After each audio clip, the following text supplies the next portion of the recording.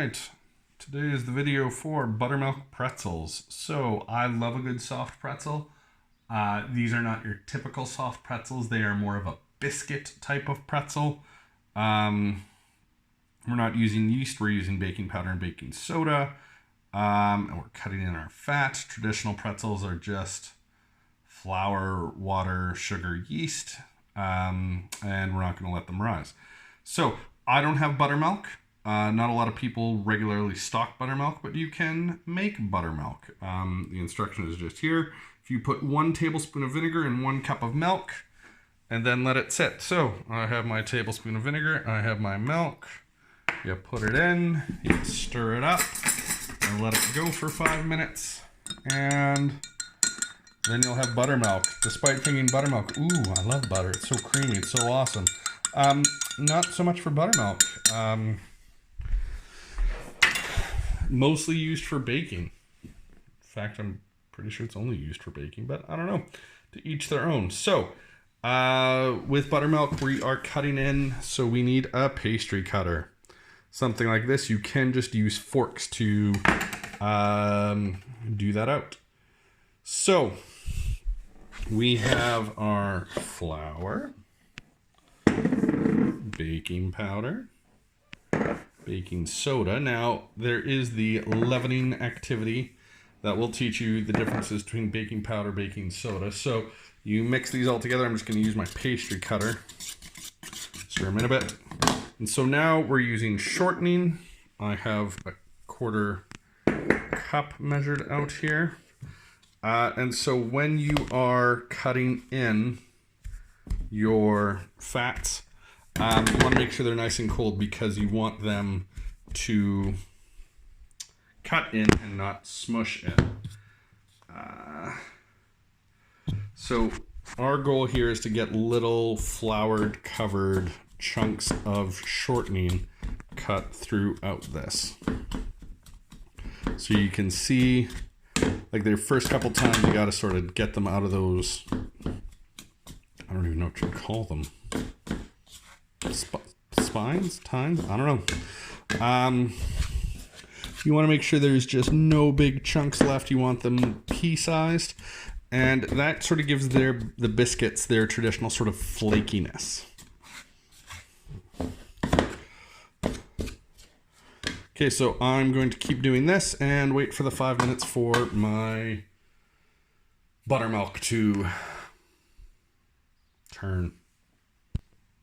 Okay, so you can see there's not a lot of chunks left. So I am in advance this time. Pour in my buttermilk. I'm just going to stir it up. You're going to get more of a dough rather than like a batter like you get with cookies. So you can see, oh my goodness.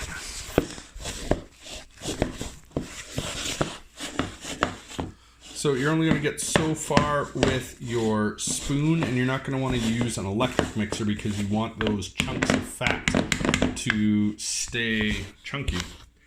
So what we're going to do is I'm going to put some flour out onto my countertop to make sure that nothing really sticks.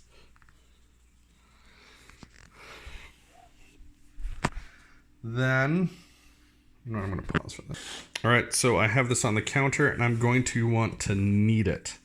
So kneading is just where you sort of mix with your hands.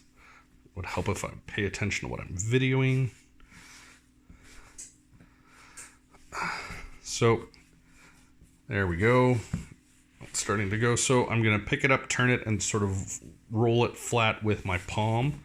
And in that kind of motion, you can really see how it starts to look way more like a dough rather than, a clumpy mess.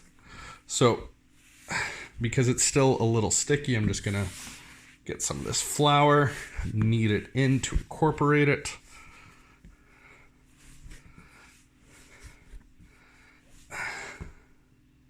Hand's still a little wet, so I'm going to get a bit more flour. All right, so here we go. Now you're just going to rip off a 1/6 to an 1/8 of the dough. It's a little big, but that's okay. And pretend like you're 5 and roll it out like a snake. All right, I have my snake now. I twist, and boom, I got my pretzel shape. Do that until you're out of dough. It should make 6 to 8-ish pretzels. It's not my best pretzel shape, but you know, it's taste, not beauty, that we're going for right now. Oh no, I have broken one of my strands in two, but you just mush it together, keep rolling. Okay, I have my 6 pretzels. I have an egg beaten up that I'm going to brush on the pretzel so that they brown and so that the salt sticks. So the salt, I just have some coarse salt. You can buy it from Bulk Barn to only get as much as you need, or you can, I think, get it from Superstore or most grocers, but you might have to buy more than you need. You can, if you want to get fancy, buy actual pretzel salt, maybe from Bulk Barn, I think, maybe from Amazon. I know I got it from a fancy cooking supply store called Duchess in Edmonton. So take a pastry brush, bring this closer so that it doesn't spill, and you just want to get a nice little painted layer on there.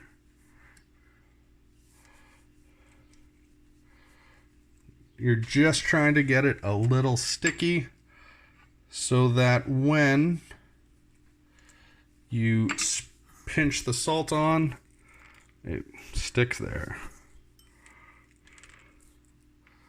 Yeah, you're going to lose a bit of salt to the mat, but that's okay. And there you go. So then once your oven's up to 450, mine's still preheating, we'll put them in, I think it's 10 to 12 minutes. All right, pretzels are salted, oven's up to temp. Here we go. Come back in 10 minutes. All right, 10 minutes later. Ooh, those look golden delicious. There we go. So you can see they really rose quite a bit. Even these small ones are nice big doughs. So here you go. A nice biscuit soft pretzel. If you want to make a more traditional soft pretzel, I suggest Googling a Martha Stewart recipe. The Martha Stewart, I think it's simple soft pretzel, is my go-to that I really enjoy, but it takes a bit more time and you need a baking soda bath. It's a bit more intensive.